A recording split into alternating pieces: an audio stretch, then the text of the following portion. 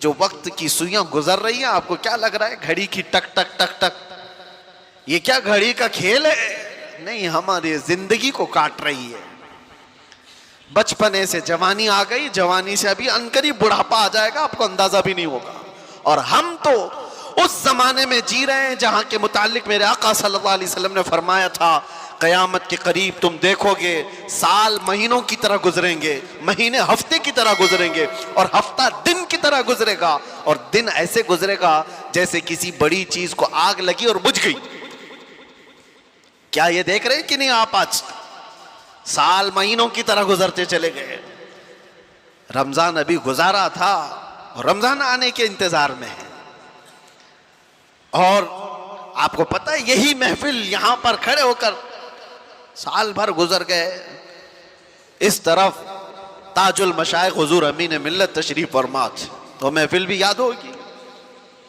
हमें तो लगता है कि वो चंद दिनों पहले की महफिल होगी, लेकिन मेरे अजीजों पूरे साल के कांटे गुजरते हुए 365 दिन मुकम्मल कर चुके।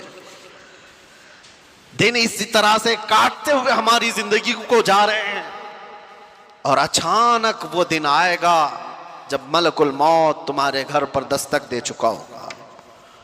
और फिर जानते हो क़यामत के दिन एक सवाल होगा, जिन्होंने अपने दिन बर्बाद किए, वक्त ज़ाय किए। अल्लाह ताला कुरान में फरमाता, अवलम नुअम्मिरकुम मा यतज़क्करु फीहि मन तज़क्कर व जाअकुमुन नज़ीर फज़ूक़ू फमा लिज़्ज़ालिमीन मिन नसीर। क्या हमने तुझको उम्र नहीं दी थी, जिंदगी नहीं दी थी? इतनी जिंदगी मैंने तुमको नहीं दिया कि जिसमें तू नसीहत हासिल कर सकता था? अल्लाह फरमा रहा है, क्या मैंने तुझे इतनी जिंदगी नहीं दी कि जिसमें तू सुधर सकता था, अपने आप को संवार सकता था? और ऐसा नहीं कि तू खुद ही संवर सकता था, वजाअकुमुन नज़ीर, और तुम्हारे पास तो अल्लाह का डर सुनाने वाला रसूल भी आया था, फिर तुम नहीं बदले। क्यों? अल्लाह फरमाता है, फज़ूक़ू फमा लिज़्ज़ालिमीन मिन नसीर। अब जहन्नम का अज़ाब चखो, इसलिए कि जालिमों का यहां कोई मददगार नहीं। जालिम किसको कहा है? कौन है जालिम? जिसने अपनी जिंदगी के साथ जुल्म किया, उसने अपने वक्त को अपने हाथों बर्बाद किया, उससे बड़ा जालिम कौन है? हम अपने आप पर जो जुल्म कर रहे हैं मेरे अजीजों, अपने वक्त का जो जिया है, ये बर्बादी है अय्याशियों में। अल्लाह की पनाह, हमारी उम्रें भी इस तरह से गुजरती चली गई। मैं कुछ मशाइख और कुछ बुजुर्गों को जानता हूँ, आपके सामने मैं चंद मिसालें रख दूँ। आपको पता है हिंदुस्तान की सरजमीन पर एक बहुत बड़े बुजुर्ग हैं, सुल्तानुल औलिया सैयदना सालार मसूद गाजी, बहराइच शरीफ में आराम फरमाए। बड़ा मकाम है आपका, सरकार गरीब नवाज से भी पहले के हैं। और मशाइख ने तो ये कहा है कि हिंदुस्तान की विलायत उनके आस्थाने से होकर चलती है। औलिया के सरदार गरीब नवाज रज़ियल्लाहु ताला अन्हु से भी तकरीबन 200 साल पहले के सालार मसूद गाजी। ये बात उनकी मैं क्यों कह रहा हूं? इतना बड़ा मकाम औलिया की जमात में आपने हासिल कर लिया, लेकिन जानते हो आप सालार मसूद गाजी की उम्र इंतकाल के वक्त 19 बरस की थी। वो सिर्फ 19 साल के थे। 19 साल के नौजवान को सुल्तानुल औलिया का लक़ब मिला। जिंदगी कैसी गुजारी! 19 साल में तो जवान यहां अभी ऐसे लगते हैं जैसे अभी दूध छोड़ा हुआ है, इसे कुछ खबर नहीं। और आपको पता है हिंदुस्तान की सरजमीन पर सबसे पहला लश्कर लेकर आने वाला मोहम्मद बिन कासिम किस लिए आया था? 10,000 का लश्कर लेकर, सिर्फ इस्लामी बहनों की इज्जत बचाने के लिए आया था। राजा ताहिर सिंह एक जालिम बादशाह था, उसके गुंडों ने कुछ औरतों को कब्जा में लिया और उनका माल लूट लिया था। उन औरतों ने आवाज लगाई थी कि है कोई हमारा भाई जो हमारी मदद करे हिंदुस्तान से। तो उस वक्त कुछ अरब के ताजिर यहां पर तिजारत के लिए आए थे। उन्होंने ये मामला देखा तो वापस जाकर उस वक्त गवर्नर जो उस वक्त था हज्जाज बिन यूसुफ, उसके ज़माने में वो लोग वाक़या सुना रहे थे तो उसी वाकया सुनाने के दौरान दरबार में ये नौजवान मोहम्मद बिन कासिम, जो भतीजा है गवर्नर का, गुजर रहा था। सुनकर उसे बड़ा शौक हुआ। फिर अपने चचा से कहा, चचा जान मुझे इजाजत दे, मैं हिंदुस्तान जाता हूं। कहा तूने देखा हिंदुस्तान? तकरीबन 4000 किलोमीटर दूर हिंद की वादियां देखा नहीं? उसने कहा अल्लाह की मदद आएगी, मैं लश्कर लेकर जाऊंगा। और वो आया भी। और उसके बाद राजा दाहिर सिंह को उसने मुखातब करके कहा था, मोहम्मद अरबी के शेर हैं हम, और हम मुकाबले के लिए आए हैं। उसके बाद 3 दिन की लड़ाई के बाद गुंडे भी, राजा भी, सब तितर-बितर हो गए। उस मोहम्मद बिन कासिम ने पहली बार परचम इस्लाम लहराया था। और हमारी नहीं, पंडितों की लिखी हुई किताबों में भी मोहम्मद बिन कासिम की तारीफ ऐसी लिखी गई है कि हमने किसी ऐसे जर्नेल को नहीं देखा जितने इंसाफ के साथ मोहम्मद बिन कासिम ने अपना परचम लहराया था। किसी पर जुल्म नहीं किया, मोहब्बतों के साथ लोगों में ईमान की दावत दी।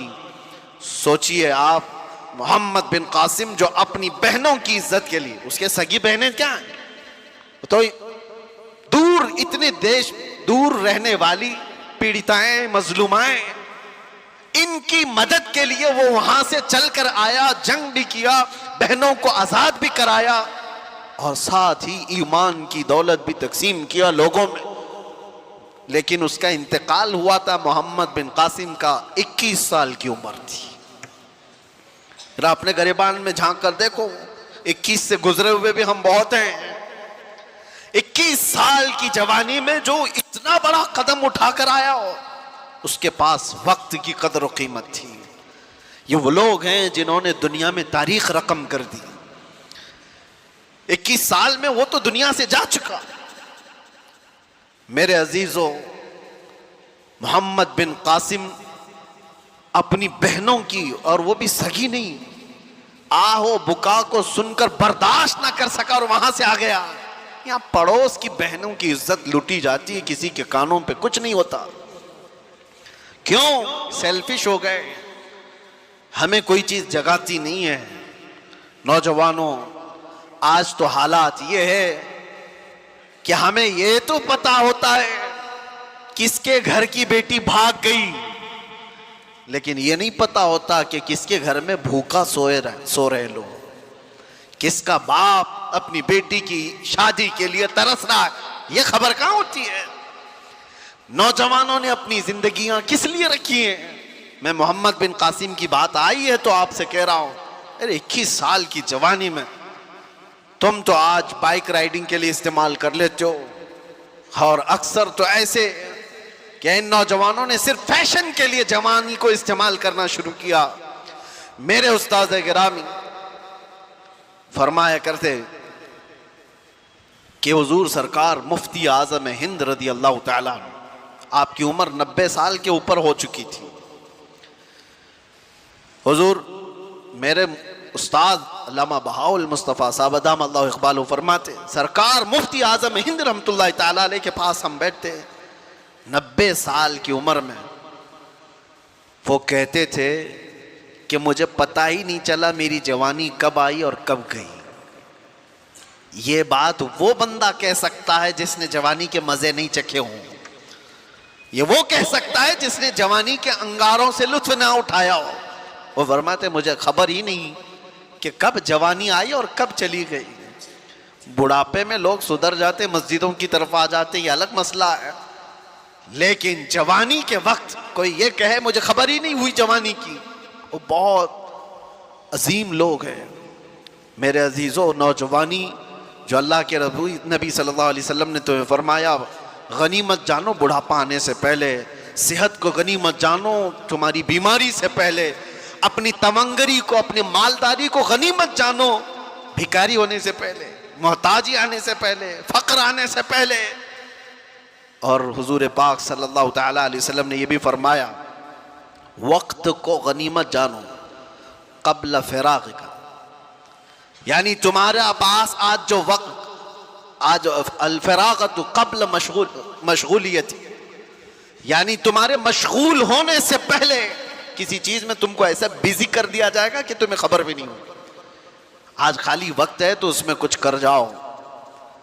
जिक्र और अस्कार की ये जो महफिलें हैं, ये इन्वेस्टमेंट है तुम्हारा। बाद में शायद हो सकता है किसी ऐसी चीज में लग गए, वक्त ही नहीं मिलता। कितने ऐसे लोग हैं, मैं आपको बताऊं, सैयदना यहया अलैहिस्सलाम, अल्लाह के नबी, आधी रोटी खाते थे रोजाना और रात भर खड़े होते थे, रात भर इबादत करते थे। एक दिन आप खाना खा रहे थे तो आधी रोटी से ज्यादा पौनी रोटी खा लिया, पूरी नहीं, पाव और ज्यादा खा लिया। रात को जब इबादत के लिए खड़े हुए तो आधी रात को आपको नींद आने लगी और आप सो गए। फजर में उठे तो रब तबारक व तआला की तरफ से निदा आई, ऐ यहया, पाव रोटी ने तुझको मुझसे दूर कर दिया। आधी खाते थे और पूरी रात खड़े होकर मुझसे मुनाजात करते थे, ज्यादा रोटी ने तुम्हें थका दिया या फिर सुला दिया।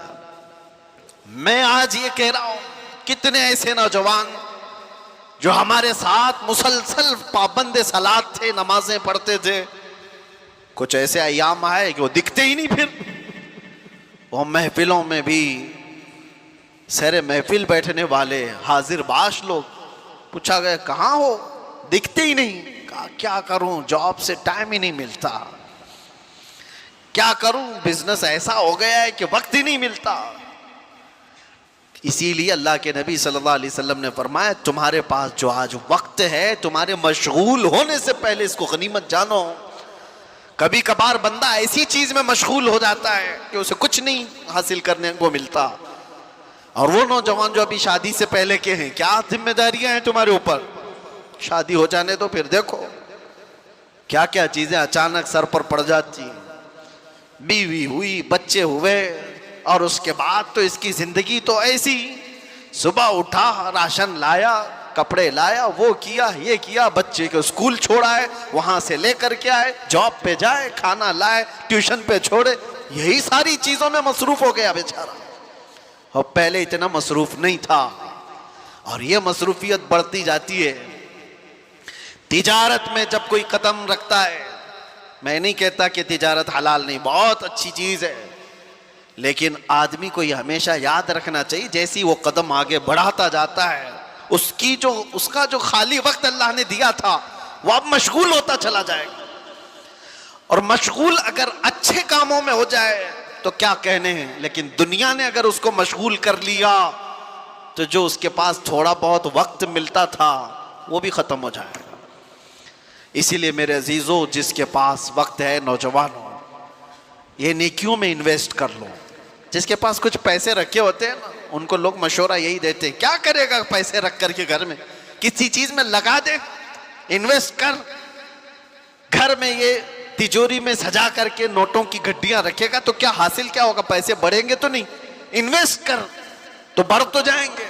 मैं आज आपसे कहता हूं, वक्त तुम्हारे पास है, जिक्रुल्लाह में इन्वेस्ट करो, मोहब्बत मुस्तफा में लगा दो, और देखना बढ़ के क्या 70 गुना बढ़ करके तुम्हें मिलने वाला है। बढ़ करके ऐसा मिलेगा मेरे अजीजों, दुनिया में छाप छोड़ करके जाओगे। आखिरी चीज मेरे आका सल्लल्लाहु अलैहि वसल्लम ने जो फरमाया, 5 चीजें फरमाई, इग़्तनिम खम्सन क़ब्ल खम्सिन, 5 चीजों को गनीमत जानो, 5 चीजों के आने से पहले। उसमें 5वीं है, हुजूर फरमाते हैं, अपनी जो जिंदगी है जैसी तैसी जो भी है, इग़्तनिम हयातक क़ब्ल मौतिक, मरने से पहले ये जिंदगी को ही गनीमत जान लो। मर जाने के बाद फिर ये चीज वापस नहीं आती। आज हम जिंदा हैं, एक दूसरे को देख रहे हैं, सुन रहे हैं, तुम्हारे हाथ उठ सकते हैं, पैर चल सकते हैं, तुम्हारी जुबान चल सकती है जिक्र इलाही में। जिस दिन रूह कब्ज कर ली गई और अचानक इस दुनिया से दूसरी दुनिया की तरफ रुखसत हुए, ना कोई अमल, ना कोई बातचीत, कुछ भी नहीं। मैं आपको बताऊं, अभी हफ्ता नहीं गुजरा होगा, हमारे पास हमारे मुहिब्बे गिरामी बड़े पुराने हमारे ताल्लुकात में थे, हज़रत हाफिज कारी खुर्शीद साहब। अल्लाह उनकी मग़फ़िरत फरमाए। नागदेवी स्ट्रीट मस्जिद के इमाम थे 20 सालों से, हज़रत अल्लामा मुफ्ती ज़ुबैर साहब क़िबला के पुराने जानकारों में। मुझसे अक्सर मिलने के लिए वो आए रात को और बहुत देर तक बैठे। मुझसे कहने लगे हज़रत मुझे रमज़ान में उम्रा के लिए जाना है। मैंने कहा इस साल तरावी नहीं सुनाओ क्या? कहा नहीं, इस साल दूसरे नायब सुना रहे हैं। मस्जिद वालों ने कहा इस साल पूरा मदीने में आप रमज़ान गुजारो। मैंने कहा बहुत अच्छा है। वो हमारे साथ जाने के लिए सारी बातें की, मरकज़ की हमारी जो तामीर हो रही है देखने के लिए गए, सारी चीज़ें। मैं वहाँ से निकल कर अजमेर शरीफ के सफ़र पर गया।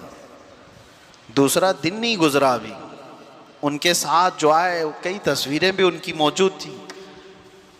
उनके शागिर्द ने मुझे मैसेज दिया, मैं प्लेन में बैठा हूँ कि कारी साहब का इंतकाल हो चुका है। मैं कहा कौन कारी साहब? कहा आपके पास अभी जो आके गए। कहा कैसे? अच्छे भले इंसान, उम्रा का प्लान करके गए हो। कल यहाँ पर कौन काम करने के लिए आएगा, पीओपी वाले, उनको डायरेक्शन दे करके गए हो कि ये लोग आएंगे यहाँ काम करेंगे, सारी चीजें। हाँ कुछ नहीं, घर जा रहे थे, ईशा पढ़कर रास्ते में अटैक आया और घर पहुंचने से पहले उनकी रूह कब्ज हो चुकी थी। हॉस्पिटल भी नहीं जा सके। इतने शौक देती हैं ऐसी चीजें। एक दिन पहले बंदा जो हमारे साथ बैठे चाय पानी कर रहा हो, रात को सुबह वो कब्रस्तान में उसकी कब्र फूलों से सजी हुई नजर आ रही है, मनो मिट्टी तले जा चुका हो। दिल को दहला देने वाली चीजें। इसीलिए अल्लाह के नबी सल्लल्लाहु अलैहि वसल्लम ने फरमाया मौत तुम्हारे लिए नसीहत करती है। ए नौजवानों, जनाजे उठा करके कह लगाते हुए मत जाओ, कब्रस्तानों में हंसी मजाक करके मत आओ। वो सब तुम्हें नसीहत कर रहे हैं, वास कर रहे हैं, हम जा चुके, तुम्हारा नंबर है, तुम आने वाले हो। इसीलिए कहा गया ना जनाजे को सबसे आगे रखा जाए, चलने वाले सबसे पीछे चलें। क्यों? उसको देख करके कि जनाजे में सोया हुआ मर्द या औरत, वो मैयत जो मैं पुकार करके कहता हुआ जाता है, जिस तरह आज तुमने मुझे आगे रखा, पीछे चल रहे हो, इसी तरह कब्र में भी मेरे पीछे तुम ही आने वाले हो। हम सब उसी मंजिल के मुसाफिर हैं। अल्लाह के नबी सल्लल्लाहु अलैहि वसल्लम ने क्या फरमाया? इग़्तनिम खमसन क़ब्ल खमसिन, 5 चीज़ों को 5 चीज़ों से पहले गनीमत जानो। उसमें 5वीं चीज़ हुजूर फरमाते हैं अपनी जिंदगी को मौत से पहले गनीमत जानो। एक एक वक्त तुम्हारे पास जो गुजरता जा रहा है अफसोस और पछतावे का ना हो। मौत के वक्त हज़रत सुफियान सौरी रदी अल्लाह तआला अन्हु मशहूर बुजुर्ग हैं, फरमाते हैं एक जनाजा जा रहा था, उसमें एक बच्ची साथ में जा रही थी, उसके बाप का जनाजा था, रोती हुई जा रही थी, बहुत रोती हुई जा रही थी। देखा वो क्या कह रही थी? हज़रत सुफियान सौरी देखते हैं 8 साल की बच्ची है, वो ये कहती जा रही है कि बाबा आज हमारे घर पर बड़ी मुसीबत आई, ऐसी मुसीबत कभी आई नहीं थी। तो उन्होंने उस बच्ची से रोक करके कहा बेटा तुम्हारे घर पर नहीं, जो तेरे बाप पर आई है ना मौत, इससे बड़ी कभी आ नहीं सकती, वो सबसे बड़ी है।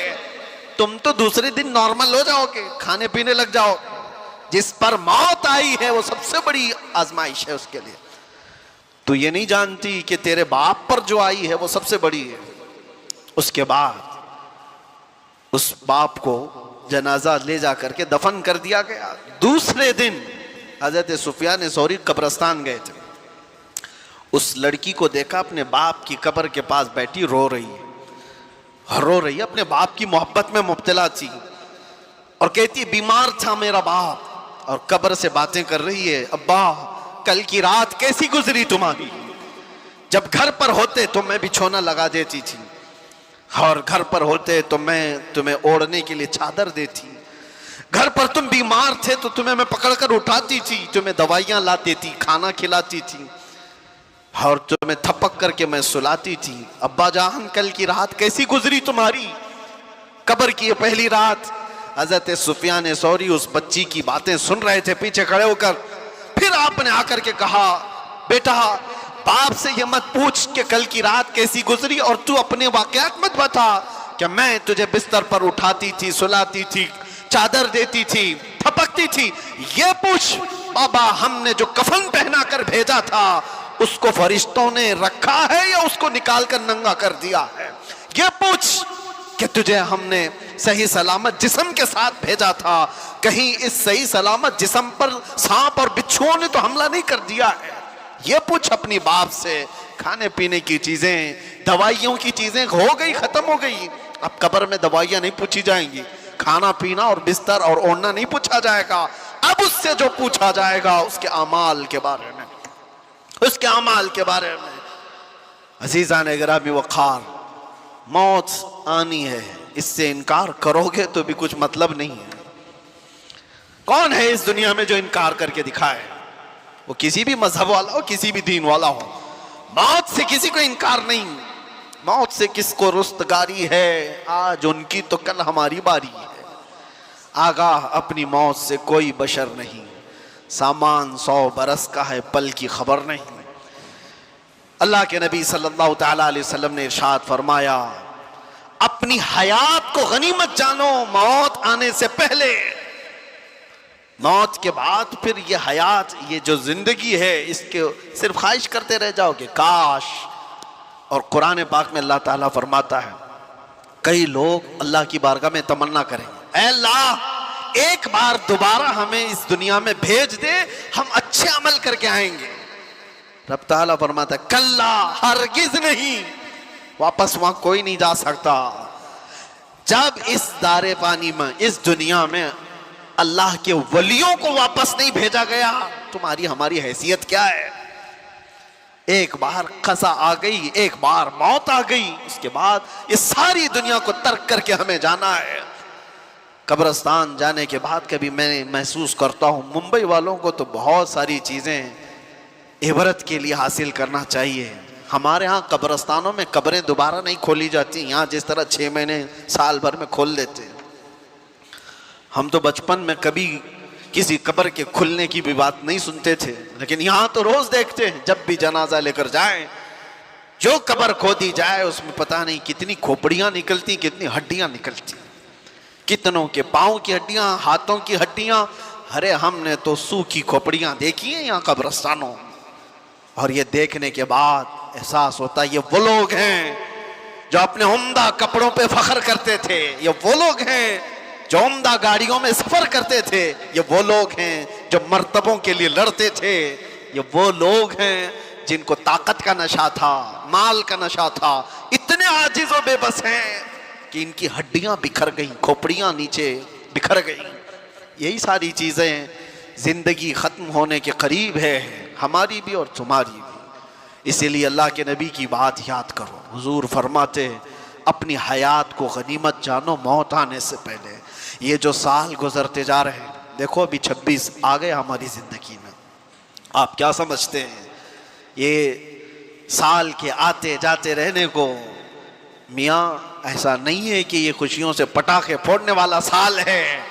जिंदगी का एक साल तो कम होता जा रहा है, हम तो अपनी मौत के करीब जा रहे हैं।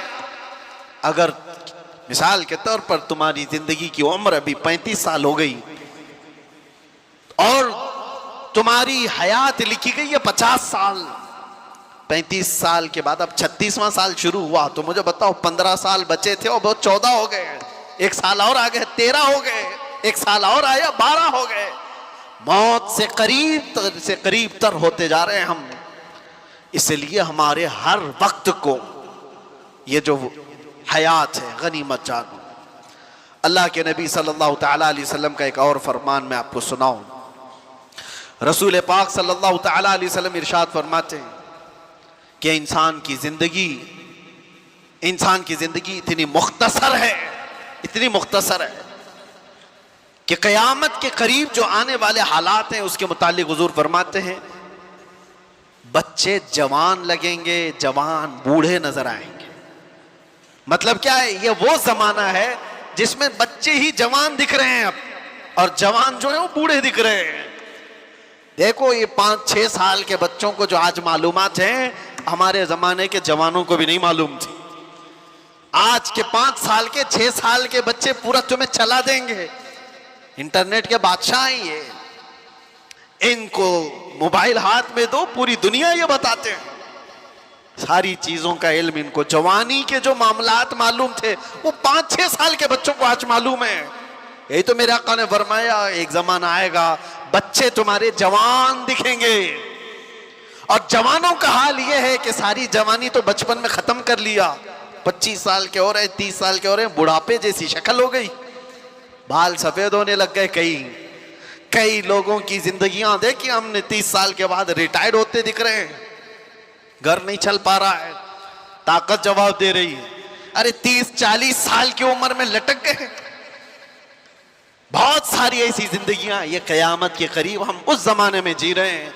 हमारी जिंदगियां अब शॉर्ट होती जाएंगी, मुख्तसर होती जाएंगी, और शायद अगलों को जो उम्रें मिली थी वो उम्रें भी हम पहुंच नहीं पाएंगे।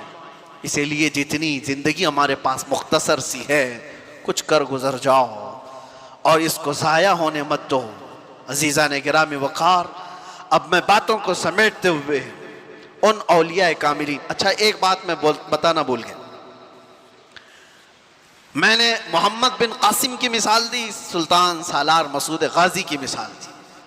यहां खड़ा हूं तो मैं आपको एक बात बता दूं, ये जो मस्जिद है ना, मदनपुरा सुन्नी बड़ी जामा मस्जिद, इस मस्जिद को बनाने वाले जो हाजी आदम सिद्दीक, नाम इसी नाम से मस्जिद है, ये खानदान है।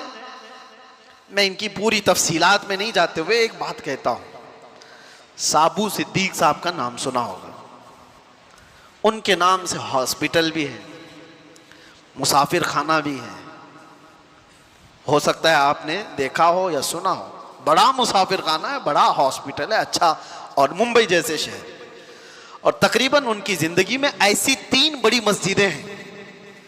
डिटेल आप हो सकता हो जो ट्रस्ट है जो ये सब चला रही है उनसे मालूमात करें या उन खानदानों से मालूमात करें। मेरे इल्म में जितना है वो साबू सिद्दीक साहब ने ये बड़ी मस्जिद, हमारी ज़िंदगी में मस्जिद बनाने का मसला आ जाए तो साले उम्रें ख़त्म हो जाएं।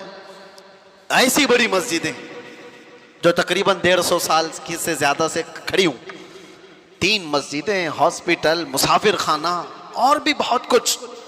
लेकिन हैरत की बात यह है कि वो साबू सिद्दीक साहब भी 30 साल की उम्र में फौत कर चुके थे। इतनी कम उम्र में इतना सब कैसे करके चले गए?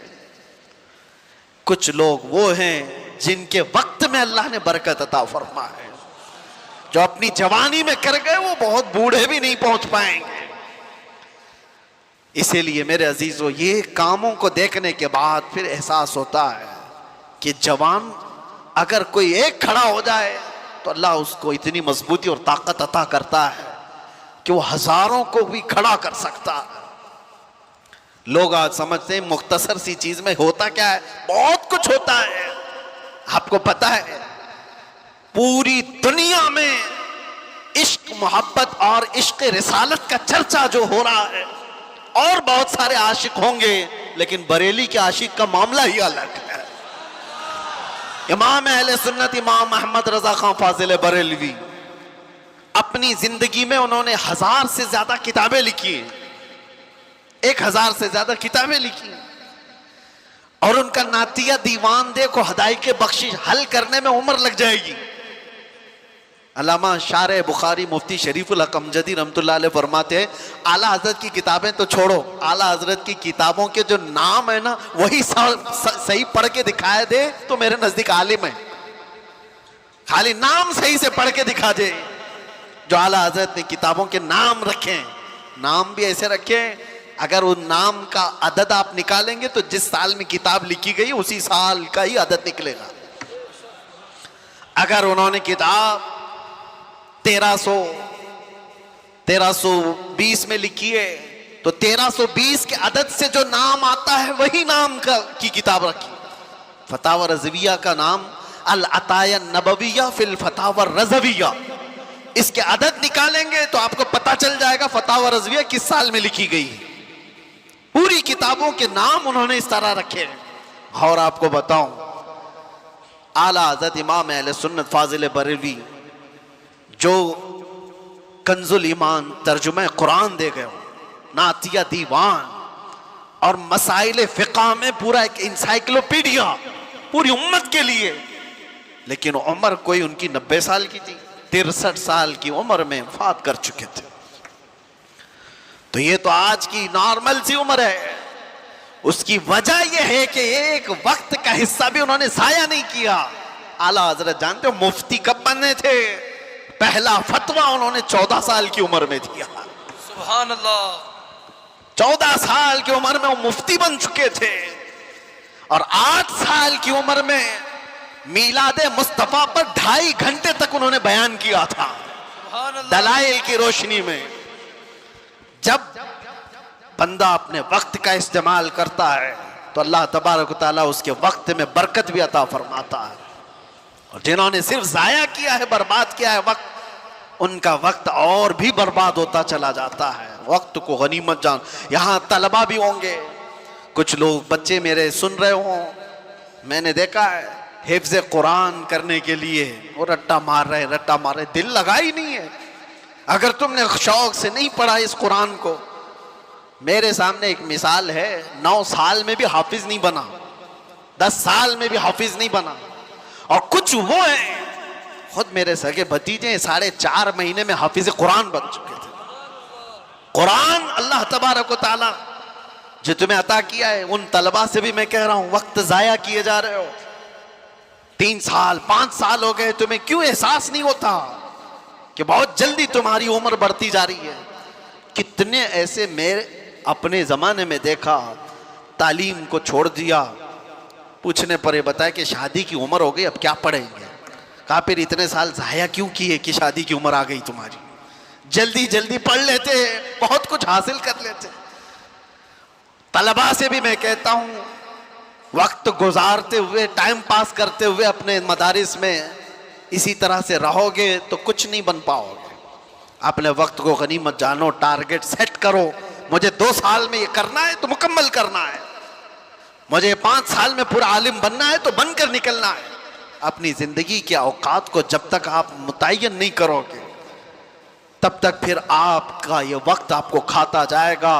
एक और मैं आपको मशहूर बात बता करके जाता हूं। मैंने अपने पढ़ने के ज़माने में पलंग के ऊपर ही लगा लिया था कि फरमाया गया हासिबू क़ब्ल अन तुहासबू, हदीस पाक है, तुम अपना हिसाब मुकम्मल कर लो इससे पहले कि तुम्हारा हिसाब लिया जाए।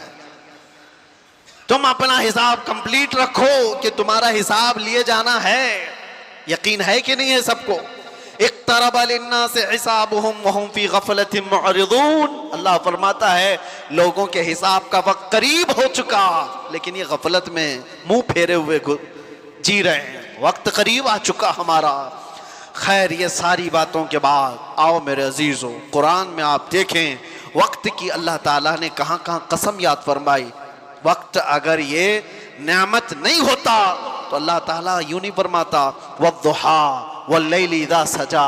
दुहा किसको कहते हैं? चाश्त का वक्त है।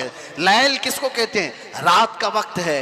वन्नहारी इज़ा तजल्ला, और दिन की कसम जब वो अपनी रोशनी फैलाए। वल्लैलि इज़ा यग़शा, रात की कसम जब वो छा जाए। अल्लाह कसम याद फरमा रहा है, कोई हल्की चीज नहीं है ये। दिन की कसम, रात की कसम, चाश्त की कसम, वल फज्र व लयालिन अश्र, फजर की कसम। अल्लाह ताला वक्त की कसम याद फरमा रहा है। एक एक वक्त इतना अजीम है कि अल्लाह कसम याद फरमा रहा है। तुम क्या समझे हो कि ये वक्त इसे ही गुजारने के लिए दिए गए? इन वक्तों में इनको गनीमत जानो और इनमें अपने आमाल खैर करके इन्वेस्ट करो, इनमें इन्वेस्ट करो। और जो बात मैं बताने जा रहा हूं, वक्त असल है क्या चीज, उसको समझ लो तो सारी गुत्थियां सुलझ जाए। वक्त है क्या? वक्त को आज तक कोई पकड़ सका?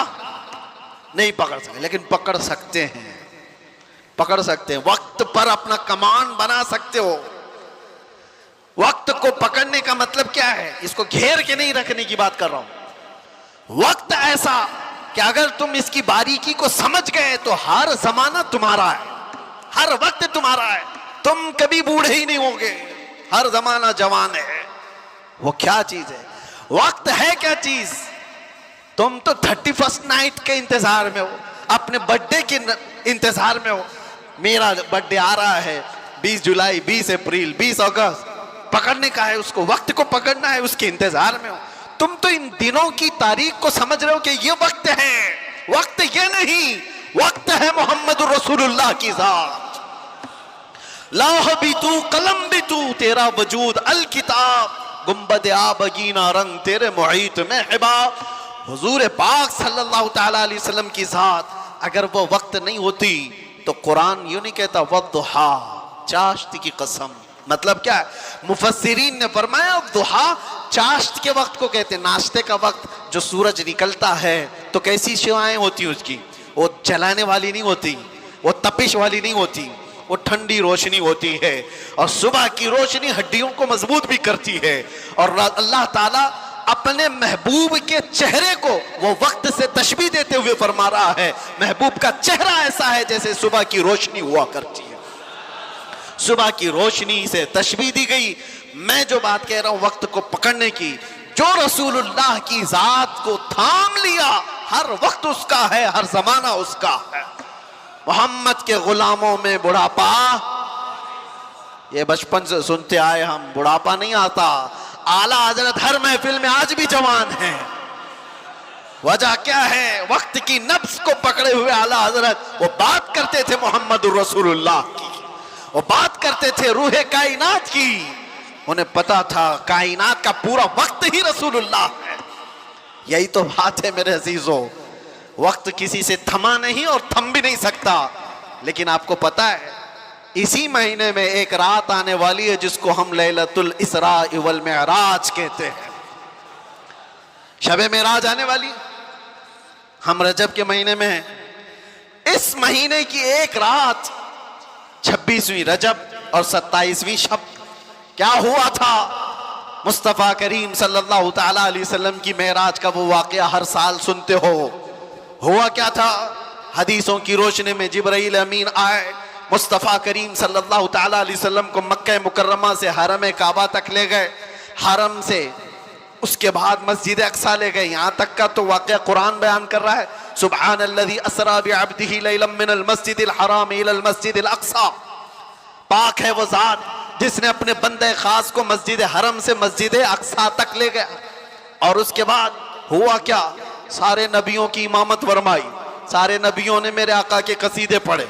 फिर उसके बाद सफर हुआ, पहले आसमान, दूसरे आसमान, तीसरे, चौथे, पांचवें, छठे, सातवें आसमान। हर आसमान पर एक एक नबी से मुलाकात। वाकया पता है? सुनो तवज्जो से, मेरे आका सल्लल्लाहु तआला अलैहि वसल्लम। उसके बाद अर्श, कुर्सी, लौह कलम, जन्नत, दोज़ख सबके मनाज़िर मुलाहिजा फरमाए। सिदरतुल मुंतहा पर गए। उसके बाद जिब्राइल अमीन वहीं रुक गए, आका आगे गए।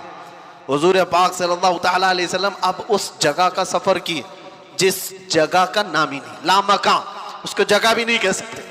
जगह वो है जो कायनात के अंदर में, वो लामकान, मक्का ही नहीं, और उसमें सिमत भी नहीं, ना पूरब, ना पश्चिम, ना दक्षिण, ना उत्तर, कुछ नहीं। ये तो वहां है जहां सूरज निकलता है। और उस जगह मेरे आका गए जहां सूरज नहीं, चांद नहीं, उसके आगे पहुंच। और फिर वो एक ही मकाम कुर्ब था मेरे रब्बे जुल जलाल के हुजूर, रब तबारक व तआला के हुजूर गए। और कैसे? काबा कौसैनी औ अदना, 2 कमानों से भी कम का फासला रह गया था। मेरे आका इतने करीब गए। अल्लाह करीम ने अपने कुर्ब में, अपने जिलों में जितना वक्त चाहा हुजूर पाक सल्लल्लाहु अलैहि वसल्लम को शरफ़े मुलाकात अता किया। बाद में फिर हुजूर आए। बयान करने में इतना वक्त लग रहा है, मेराज का पूरा वाक़या भी नहीं, समरी बयान कर रहा हूँ, खुलासा। और हुजूर रब ताला के हुजूर से तोहफा भी लेकर के आए, पता है? 50 नमाजों का। मूसा अलैहिस्सलाम मिले, कहा 50 आपकी उम्मत नहीं पढ़ पाएगी, कम करा लाएं। गए अल्लाह की बारगाह में, 5 कम कराए, फिर आए, फिर 5 कम कराए, फिर आए, फिर 5 कम कराए। 9 बार बारगाह रब्बुल इज्जत में जाते रहे, आते रहे। आखिर में 5 रह गई, फिर आए। सोचो ये बयान करने में इतना वक्त लग गया, सिर्फ छोटा सा समरी और खुलासा। लेकिन हकीकत इस वाक़े की ये है, ता अर्श गए फिर आए मोहम्मद, कैसे हुजूर अर्श भी गए, वापस भी आ गए, लेकिन शायर कहता है जंजीर भी हिलती रही, बिस्तर भी रहा गरम, ता अर्श गए फिर आए मोहम्मद सल्लल्लाहु अलैहि वसल्लम। जिस कमरे में आप आराम कर रहे थे, दरवाजे की कड़ी, अगर दरवाजा खोल करके आदमी जाए तो कड़ी कितनी देर तक हिलती रहेगी? रिवायतों में यह मिलता है दरवाजे की जो जंजीर है, मियां आप दरवाजा बंद करके गए तो कड़ी हिलती है थोड़ी देर तक के लिए।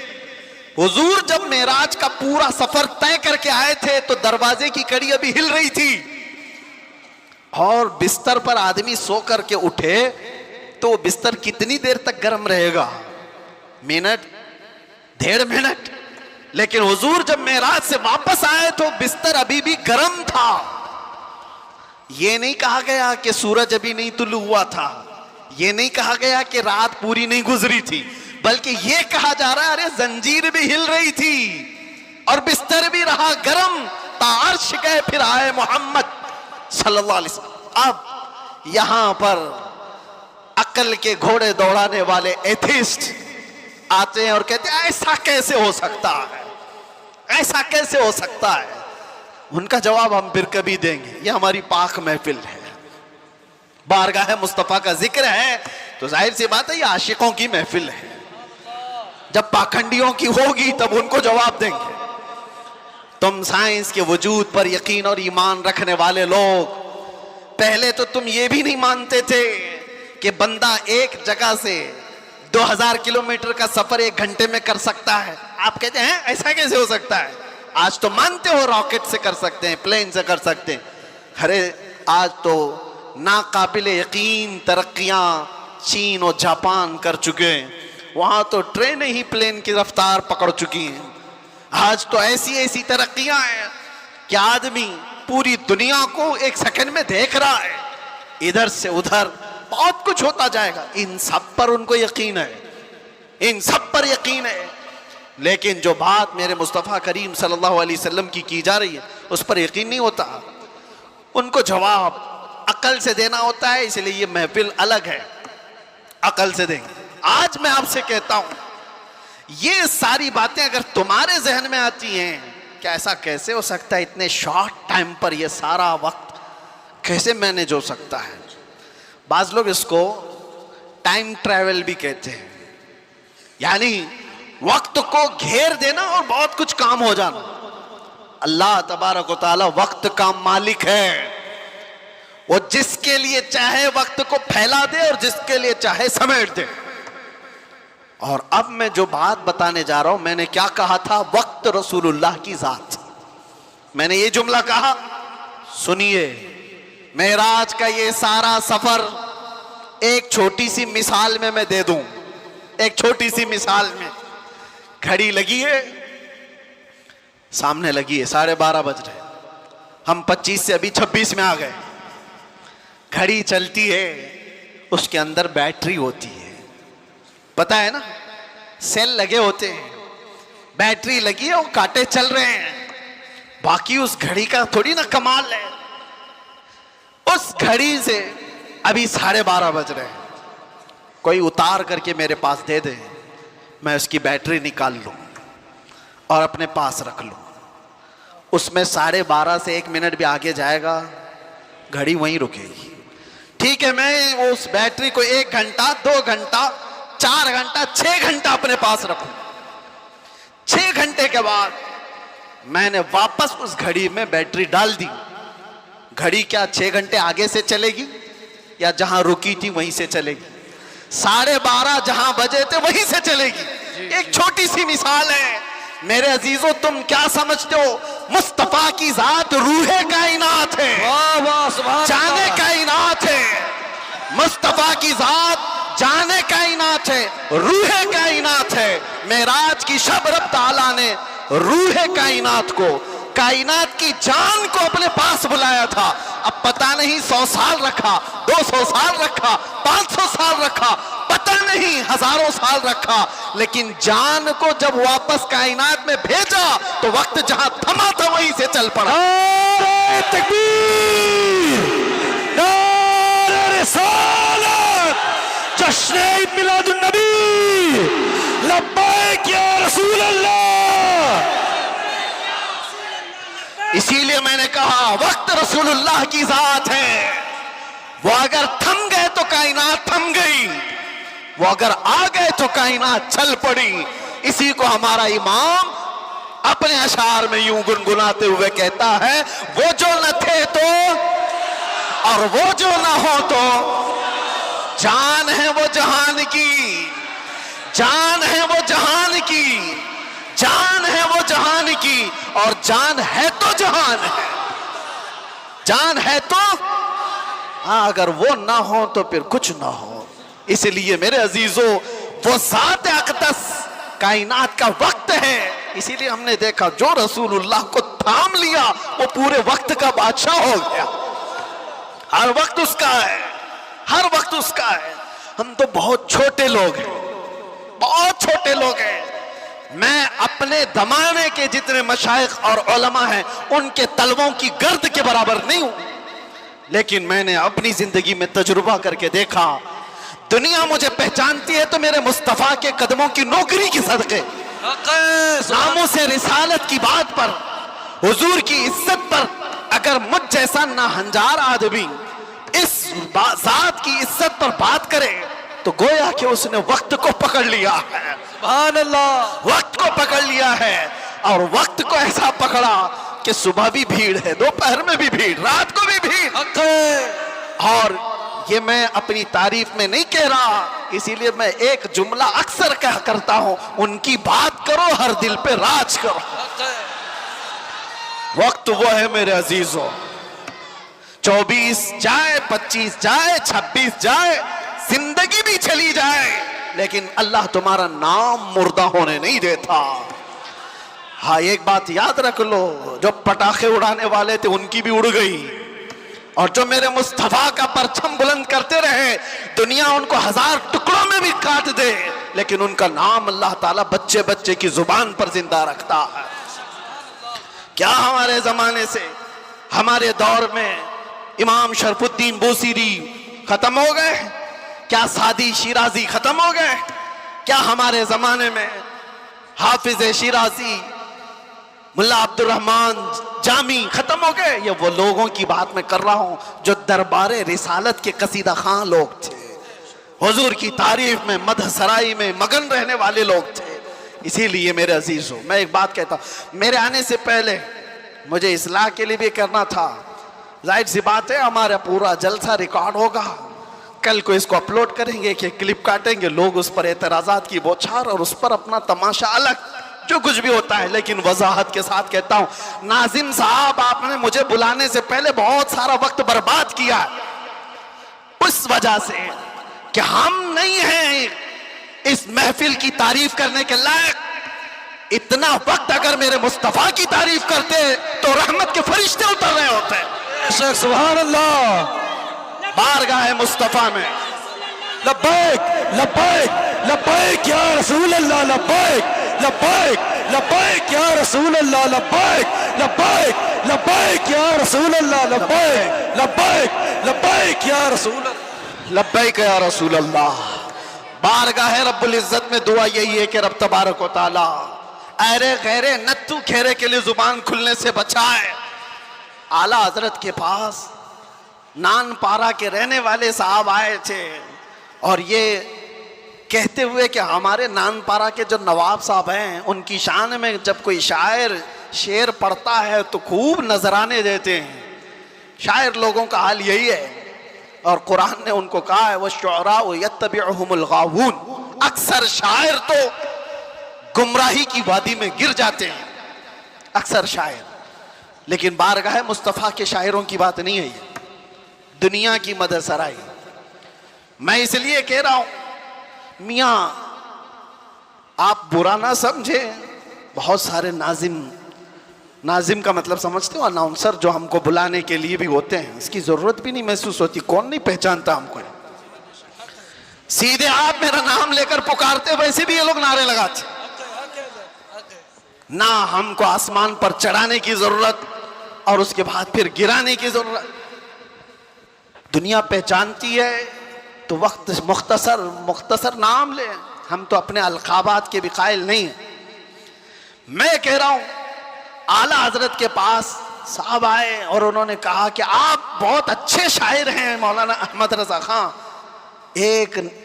एक मनकबत या एक नज्म हमारे नवाब साहब के लिए भी लिख दीजिए, मैं जाकर के सुनाऊंगा तो बड़े नजराने मिलेंगे। आला हजरत कलम के बादशाह। अरे मियाँ, अल्लाह ने वो दौलत अता की थी, वो दौलत अता की थी। मोहसिन काकोरवी साहब एक बड़े शायर थे, आला हजरत के पास वो एक कसीदा लिख करके लाए थे। किस चीज का कसीदा? मेराज का कसीदा, हुजूर के मेराज का कसीदा। उसमें काशी, गंगा जल सबका जिक्र था। उन्होंने इस्तिआरा के तौर पर अशार लिखे थे, काशी से चला जानुबे मथुरा, इस तरह के अशार। आला हजरत ने 2 शेर सुने, उसके बाद कहा मोहसिन साहब रुकिए, असर का वक्त हो गया, नमाज के लिए जाएंगे। असर की सुन्नतें पढ़ी। अब सुन्नत और फर्ज के बीच में कितना वक्त रहता है? असर की सुन्नत और फर्ज के बीच में उतने ही वक्त में कसीदे मेराज आला हजरत ने लिख लिया। सुभान अल्लाह। और असर की फर्ज नमाज के बाद आए और कहा कहाँ है काकोरवी साहब, सुनिए मैंने भी लिखा है। मोहसिन साहब ने कहा आपने कब लिखा? कहा असर की सुन्नत और फर्ज के बीच जो वक्त मिला था उसमें मेरे जहन में जितने आए मैं सुना दूं। सुनाने लगे। वो सरवरे किश्वरे रिसालत जो अर्श पर जलवागर हुए थे, नए निराले तरफ के सामा अरब के मेहमान के लिए थे। जियाएं कुछ अर्श पर आई कि कंदीलें सब झिलमिलाई। हुजूर खुर्शीद क्या चमकते, चिराग मुंह अपना देखते थे। पूरे मेराज का वाकया कैसे लिखा? वही है अव्वल, वही है आखिर, वही है जाहिर, वही है बातिन। हुजूर के बारे में क्या कहते हैं? वही है अव्वल, वही है आखिर, वही है जाहिर, वही है बातिन। अब सुनो पूरे मेराज का वाकया। आला हज़रत कहते हैं उसी के जलवे, उसी से मिलने, उसी से उसकी तरफ गए थे। सुभान अल्लाह। उसी के जलवे, उसी से मिलने, उसी से उसकी तरफ गए थे। पूरे अशार सुनते रहे काकोरवी साहब, खत्म ही नहीं हो रहे हैं। आला हज़रत ने, जानते हो ये कसीदे मेराज 4 शेर, 6 शेर, 8 शेर का नहीं, पूरे 168 अशार लिख दिए थे। सुभान अल्लाह। जिसको कादिरुल कलामी इतनी हो, जिसको अल्लाह ताला ने, जिंदाबाद जिंदाबाद आला हजरत, जिसको अल्लाह ताला ने इतनी कादिरुल कलामी अता की है अशार की जुबान पर, तो वो जब कलम चलाए तो क्या नहीं कह सकता। नानपारा वाले साहब से भी कहा ठीक है कलम चलाता हूं। वो नवाब साहब की शान में लिखवाने आए थे, बरेली का इमाम लिखने लग गया वो कमाल हुस्न हुजूर है कि गुमान नक्श जहां नहीं, यही फूल खार से दूर है, यही शम्मा है कि धुआं नहीं। या रसूल अल्लाह तेरे आगे यूं है दबे लचे फुसहा अरब के बड़े बड़े, कोई जाने मुंह में जुबान नहीं, नहीं बल्कि जिस्म में जान नहीं। करूं तेरे नाम पे जां फिदा, न बस एक जां दो जहां फिदा, 2 जहां से भी नहीं जी भरा, अरे करूं क्या करोड़ों जहां नहीं। आला हजरत लिखते गए किसकी शान में? बारगाह मुस्तफा में। आपको पता है एक शेर की तशरीह करने में 4 घंटे लग सकते हैं। वो कमाल हुस्न हुजूर है। आला हजरत कहते हैं हुजूर का हुस्न ऐसे कमाल का है कि गुमान नक्श जहां नहीं, यानी बुराई का गुमान भी जिसमें नहीं है, ऐसा हुस्न है। यही फूल खार से दूर है। वैसे तो तुम झूम जा रहे हो, समझे कि नहीं क्या पता।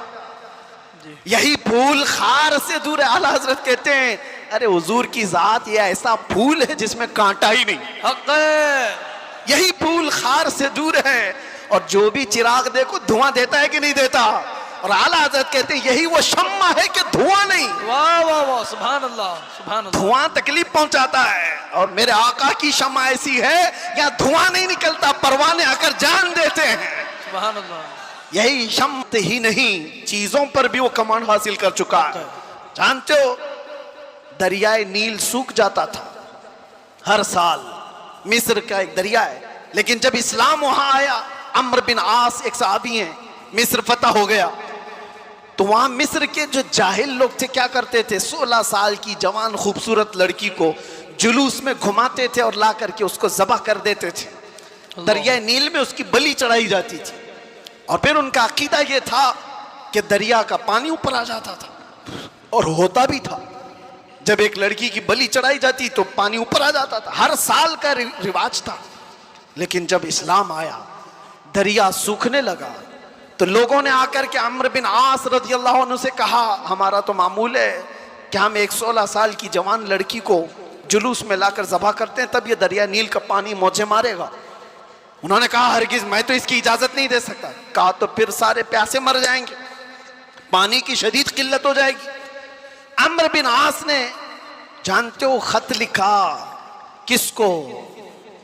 अमीरुल मोमिनीन उमर इब्न खत्ताब रज़ी अल्लाह अन्हु।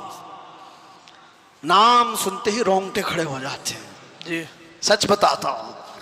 खत आया तो आपने पढ़ करके हालात का मुशाहिदा किया, फिर क्या किया जानते हो? उमर इब्न खत्ताब रज़ी अल्लाह तआला अन्हु ने जो हल बताया वो बहुत अलग है। 2 खत लिखे, एक हज़रत अम्र बिन आस को कि तुमने जो लोगों से कहा वो बिल्कुल सही कहा, इस्लाम इसकी इजाजत नहीं देता, किसी की बलि चढ़ाना, किसी की जान लेना, किसी का खून बहाना, तुमने जो किया वो सही है। और हजरत उमर ने कहा, एक और खत मैं लिख रहा हूं दरिया नील के नाम पे। वाह वाह। आज तक आपने सुना कोई दरिया को भी खत लिखा हो? सुना है? हाँ, अगर सुना हो तो सिर्फ मोहम्मद अरबी के गुलामों ने किया है। बेशक, सुभान अल्लाह सुभान अल्लाह। आज के बैठे हुए 1400 साल बाद के कुत्ते मोहम्मद अरबी सल्लल्लाहु तआला अलैहि वसल्लम की शरीयत को नोच खाने की कोशिश करते हैं, इन्हें पता भी नहीं। ये इस्लाम को ऐसे अंदाज में बयान करके लोगों में शक व शुबा पैदा करने की कोशिश करते हैं। ये इस तरह के कितने आए, कितने चले गए, कितने आए लोग आज बैठ करके इस्लाम को खत्म करेंगे, मुसलमानों का कत्ल करेंगे, क्या क्या। आज भी मैं देख रहा था पाखंडी तलवारें बांट रहा है, कोई चाकू चुरियां बांट रहा है। तुम उनको तलवारें दिखा रहे हो जो 1400 साल से करबला सुनते आ रहे हैं। सुभान अल्लाह। ये चीजें पुरानी हो गई, पुरानी हो गई। ये सब चीजों से डर और खौफ का माहौल नहीं ला सकते। इस्लाम था, इस्लाम है, इस्लाम रहेगा। मैं कहता हूं उन्होंने पढ़ा नहीं, इस्लाम को पढ़ा नहीं। मेरे आका के गुलामों ने दुनिया की रीत रिवाज को, तूफानों की, आंधियों के रुख को कैसे मोड़ दिया था।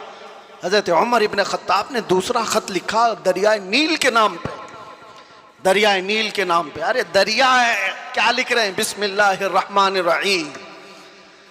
ऐ दरिया नील, उमर इब्न खत्ताब रसूलुल्लाह का गुलाम तुझसे कहता है, अगर तू अपनी मर्जी से बहता है तो तेरे पानी की हमें हाजत नहीं, अगर अल्लाह की मर्जी से बहता है तो उमर तुझे हुक्म देता है कि अभी बह जा। वाह सुभान अल्लाह। खत में लिखा और उसके बाद दोनों खत गए, एक अम्र बिन आस का था, एक दरिया नील का था। हजरत अम्र बिन आस ने अपना खत पढ़ा, फिर दरिया नील के नाम जो खत था वो ला करके दरिया नील में डाल दिया।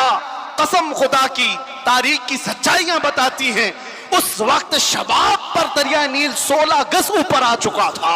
सुभान अल्लाह। और वो जमाना है कि आज का जमाना, दरिया नील कभी सूखा ही नहीं, सुभान अल्लाह, कभी सूखा ही नहीं। ये है मेरे आका सल्लल्लाहु तआला अलैहि वसल्लम के गुलामों की जिंदगी। मेरे अजीज, नारे तकबीर, नारे रिसालत, नारे रिसालत, जश्न ईद मिलादुन नबी, उलमाए अहले सुन्नत, उलमाए अहले सुन्नत, उलमाए अहले सुन्नत, नारे तकबीर, नारे रिसालत। बैठ जाएं आप लोग।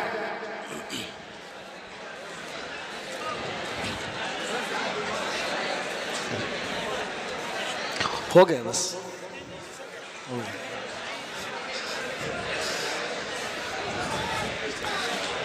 दुरूद पाक पढ़ लें। अल्लाहुम्मा सल्ली अला सय्यिदिना मुहम्मद व आलिहि व अस्हाबिहि व बारिक व सल्लम। सलातु व सलामन अलैका या रसूलल्लाह सल्लल्लाहु तआला अलैहि वसल्लम। एक मिसाल दे देता हूँ, गुफ्तगू ख़त्म करता हूँ। अभी मैंने बताया ना, मेरी तकरीर में ही बताया, तयम्मुम का मसला बताया ना, पानी आ गया तो तयम्मुम खत्म। हम तयम्मुम में पानी आ चुका है। मेरे अजीजों, एक चीज जो मैं देख रहा हूं काफी देर से, मस्जिद की जितनी वसात है, आप बैठे हुए हैं, जो खड़े हैं शायद उनको अंदाजा नहीं, 1.5 घंटे से वो खड़े हैं। 1.5 घंटे से उधर वाले भी इधर वाले भी तकरीबन, मैं बोलता जा रहा हूं, मैं भी खड़ा हूं, और जो खड़े हैं उनमें से एक एक से भी मैं पूछता हूं कि तुम्हें वक्त के गुजरने का अंदाजा हुआ? 1.5 घंटा गुजर गया, इसलिए कि यहां बात रसूलुल्लाह की चल रही है, बात इज्जत मुस्तफा की है। वक्त की जब बात की जा रही है तो वक्त का अंदाजा नहीं होता। मैं किसकी बात कर रहा हूं? वक्त की बात। वक्त कौन है? रसूलुल्लाह की ज़ात। और इसी को कुरान कहता है वद्दुहा, कभी वल्लैल और कभी वल अस्र। जहां वक्त की कसम याद की गई है, मुफस्सिरीन फरमाते हैं उससे मुराद ज़ाते रसूल है, रसूलुल्लाह की ज़ात है। और मेरे आका सल्लल्लाहु तआला अलैहि वसल्लम की ज़ात को जिसने थाम लिया उसने वक्त को पकड़ लिया है, वक्त को पकड़ लिया है। हर वक्त तुम्हारा है। और एक बात ये भी, जो हुजूर की गुलामी में आया उसने वक्त को ऐसा पकड़ा है कि बुढ़ापा कभी नहीं आता उसका। वो हर जमाने का जवान है, हर जमाने का जवान है। इसीलिए जिन औलिया कामिलीन को हम सुनते हैं, हमारी तसव्वुर में ऐसा आता है, इमाम हुसैन का जब जिक्र करते हो, इमाम हुसैन का जब जिक्र करते हैं, सच बताना मेरा अपना भी मुशाहिदा, करबला की दास्तानें सुनते हैं तो ऐसा लगता है एक वो हसीन जवान जो करबला के मैदान में डटकर मुकाबला कर रहा है। पूरा तसव्वुर तो यही रहता है करबला का वाक़या सुनने के वक्त, लेकिन पढ़ने के बाद पता चलता है कि उनकी उम्र तो 56 साल की थी। गौसे पाक का तज़किरा आता है तो शक्ल शबाद तसव्वुर में ऐसी आती है किसी हसीन जवान की। गरीब नवाज का तज़किरा आता है तो किसी हसीन जवान की। इसलिए मेरे अजीजों कि ये रसूलुल्लाह की ज़ात से ऐसे वाबस्ता लोग हैं कि वो हर जमाने के जवान हैं, हर जमाने के जवान हैं। और दूसरी बात, एक तो हर जमाने का जवान है और उसका जिक्र कभी पुराना भी नहीं होता, कभी पुराना नहीं होता। आप बरसों से मस्जिदों में आ रहे हैं, अभी मैं अगर आपके सामने पढ़ूं मुस्तफ़ा जाने रहमत पे लाखों सलाम, शमे बज़ में हिदायत पे, आज भी पढ़े जाते, हमने हजारों बार सुना होगा, लेकिन ये सलाम कभी पुराना नहीं लगता, कभी पुराना। और मैंने अपनी तकरीरों में कितनी बार आला हजरत के उन अशार को तिलावत के तौर पर पढ़ा होगा। आला हजरत फरमाते हैं, बुझ गई जिसके आगे सभी मशालें, शम्मा वो लेकर आया, सारे अच्छों में अच्छा समझिए जिसे है उस अच्छे से अच्छा, सारे ऊंचों में ऊंचा समझिए जिसे है उस ऊंचे से ऊंचा। अरे कौन देता है देने को मुंह चाहिए, देने वाला है सच्चा। ये वो अशार है, हम बार बार पढ़ते हैं। मजा तुम्हें क्यों आ रहा है? दुनिया गाने सुनती है जब तक उसका जमाना होता है, जमाना पुराना हो जाए तो नए गानों की धुन तलाश करती है दुनिया। लेकिन बारगाह मुस्तफ़ा की मदह सराई ऐसी है, अभी मैं अगर कहूँ वो अहसनु मिन कलम तरक़त्तु आइनी व अजमलु मिन कलम तलिदिन निसाउ खुलिक़्त मुबर्रअम मिन कुल्लि ऐबिन कअन्नका क़द खुलिक़्त कमा तशाउ। अरबी के अशार है। किसने कहा था? हस्सान बिन साबित ने। कब कहा था? 1400 साल पहले। क्या कहा था? या रसूल अल्लाह, आपसे ज्यादा हुस्न वाला मेरी आंखों ने देखा ही नहीं। सुभान अल्लाह। देखा नहीं, हो सकता है कहीं होगा, तुमने नहीं देखा। सवाल ये है ना, तुमने नहीं देखा होगा, कहीं और होगा। दूसरे शेर में हस्सान बिन साबित ने कहा, वाजमलु मिन कलम तलिदिन निसाउ, ऐसा नहीं कि मैंने नहीं देखा, आपसे ज्यादा हुस्न वाला किसी माँ ने जना ही नहीं। सुभान अल्लाह। यह अशार पुराने लगते हैं, बार बार पढ़े जाते हैं। बलगल उला बिकमालिही कशफत दुजा बिजमालिही हसनत जमीउ खिसालिही सल्लु अलैहि। जो मदह सराई किया मेरे आका की, उसने वक्त की नब्ज को पकड़ा है, वक्त को थाम लिया है। और वक्त हर जमाने का उसका है, उसका वक्त है। अगर कोई हमसे आकर के पूछे गरीब नवाज का कौन सा वक्त था, हम कहेंगे नादान, 800 साल पहले नहीं, अभी उनका ही वक्त है। सुभान अल्लाह। है या नहीं? आज भी उनका ही वक्त है। कोई अगर कहे 800 साल पहले के थे, 700 साल पहले के थे, नहीं, वो राजे महाराजाओं की तारीख में कहा जाता है इतने पहले के थे। गरीब नवाज तो आज भी हैं। इसीलिए करबला के वाक़े को समेटते हुए एक शेर जो मशहूर है फारसी का, क्या कहा जाता है? शाह अस्त हुसैन। फारसी आती है? नहीं आती, लेकिन शेर याद है। शाह अस्त हुसैन का मतलब क्या है? फारसी में समझा देता हूं। फारसी में अस्त और बूथ दो लफ्ज हैं। अस्त का मतलब है, बूथ का मतलब था। समझ में आ रहा है? अस्त का मतलब है और बूथ का मतलब। शेर देखो आप, शाह अस्त हुसैन, बादशाह है हुसैन। या ये कहा जा सकता था शाह बूद हुसैन, बादशाह था हुसैन। नहीं, वो बादशाह कोई और था होगा, लेकिन हुसैन बादशाह। शाह अस्त हुसैन, बादशाह। अस्त का लफ्ज आया है। शेर कहने वाले ने यही कहा कि बादशाह है, एक तो शाह है और एक बादशाह है, दोनों में फर्क है। शाह सुल्तान को कहते हैं, बादशाह सुल्तान बनाने वाले को कहते हैं। दोनों है हुसैन। अस्त का लफ्ज बता रहा है कि वो हमेशा, उस हर जमाना उसका है, हर वक्त उसका है।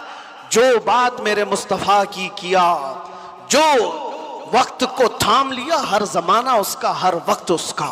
इसलिए तुम इस नुक्ते को समझ जाओ। और इसीलिए आखिर में मैं ये कहूंगा, आला हजरत ने जाते जाते हमें ये समझाया था, जो इस नुक्ते को समझ जाएगा। एक गारंटी आपको बताता हूं, एक गारंटी। बहुत सारे मुसलमानों को ये तो खौफ होना ही चाहिए। आज हम हैं, अल्लाह ने हिदायत पर रखा, मौत का क्या पता कि किस हालत में आएगी। जाएंगे दुनिया से, ईमान होगा, इस्लाम होगा या नहीं होगा, क्या पता। कोई गारंटी लेगा किसी की? कोई नहीं, किसी की कोई गारंटी नहीं। औलिया इकराम इस बात से डरते भी थे, आखिरी वक्त कैसा आएगा पता नहीं। अरे कितने तो ऐसे हैं, बोलते हैं हम तो तैयारी में हैं, जब वक्त आएगा तो कलमा पढ़ लेंगे, निकल जाएंगे। क्या पता तुम ऐसी हालत में गए, कोमा में, जुबान हिलने की भी ताकत नहीं रह गई। क्या पता उस वक्त कैसे हादसात हो जाए, मुसीबतें, और तुम तकालीफ से घबरा करके पता नहीं इनकार कर दो। ऐसी चीजें हमने देखी हैं, इसलिए किसी को पता नहीं। लेकिन एक बात है, आला हजरत फरमाते हैं, एक गारंटी है, दुनिया से तुम जब जाओगे तो इस्लाम के साथ जाओगे। वो चीज मैं दे करके जाता हूं, वो है वक्त को थाम लेना। आला हजरत फरमाते हैं, एक चीज है, अगर वो करते रहोगे तो दुनिया से ईमान के साथ ही जाओगे। वो क्या है? उन्हें जाना, उन्हें माना। उन्हें जाना, उन्हें माना, ना रखा गैर से काम। होगा क्या? लिल्लाहिल हम्द, मैं दुनिया से मुसलमान